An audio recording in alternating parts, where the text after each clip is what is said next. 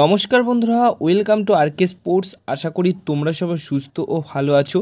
তো আজকের এই ভিডিওতে মোহনবাগান দলের একটা ট্রান্সফার রিলেটেড আপডেট শেয়ার করা রয়েছে। তো সেই আপডেটটা কি, মার্কোস মার্গোলো কিন্তু বড়সড় একটা মন্তব্য করেছে মোহনবাগান দলকে নিয়ে। তিনি বলেই দিয়েছেন যে মোহনবাগান দলের স্কোয়াড এই মুহূর্তে পুরোপুরি সেটেল রয়েছে, খুব একটা পরিবর্তন হবে না, কিন্তু যে কটা পরিবর্তন হবে সেই পরিবর্তনের মধ্যে এক থেকে দুটো বিগ সাইনিং হবে আর এক থেকে দুটো বিগ ফিশ আসতে পারে, এমনটাই কিন্তু তিনি জানিয়েছেন।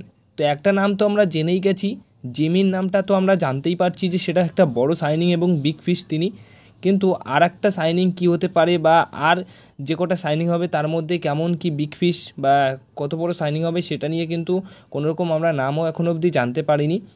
তো ডিফেন্সে আর মাঝমাঠ আর স্ট্রাইকারে পরিবর্তন হচ্ছে, এটা তো তোমরা জানো কম বেশি। স্ট্রাইকারের মধ্যে জিমি আসছে এবং ডিফেন্স মাঝমাঠ এই দুটি জায়গায় দুটো বড় পরিবর্তন আসতে চলেছে।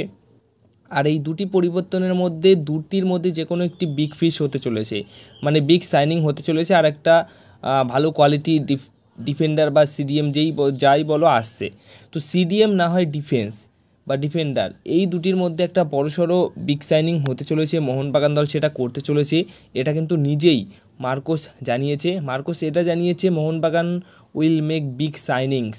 বিগ সাইনিং যদি বলতো তাহলে কিন্তু অবশ্যই সেখানে একটা সাইনিংয়ের কথা বোঝাতো, আর বিগ সাইনিংস বলছে মানে সাইনিংস বলতে হয়তো যে কটা সাইনিং হবে সব কটাই বড় বড় সাইনিং হবে, এমনটাই বলার চেষ্টা করেছে বা বলেছে। তো সেই ক্ষেত্রে আমরা কিন্তু অধীর আগ্রহে অপেক্ষা তো থাকছেই, কিন্তু খুব তাড়াতাড়ি সেই সমস্ত বিগ সাইনিংগুলো হয়ে যাবে, কারণ সামনে আমাদের আবার টুর্নামেন্ট শুরু হয়ে যাবে। তো সেই ক্ষেত্রে মোহনবাগান দল কিন্তু এবার আগের বছর যেভাবে বিগ ফিশ বা যে বিগ সাইনিংগুলো করেছে তার থেকেও বেটার বিগ সাইনিং কিন্তু করতে চলেছে।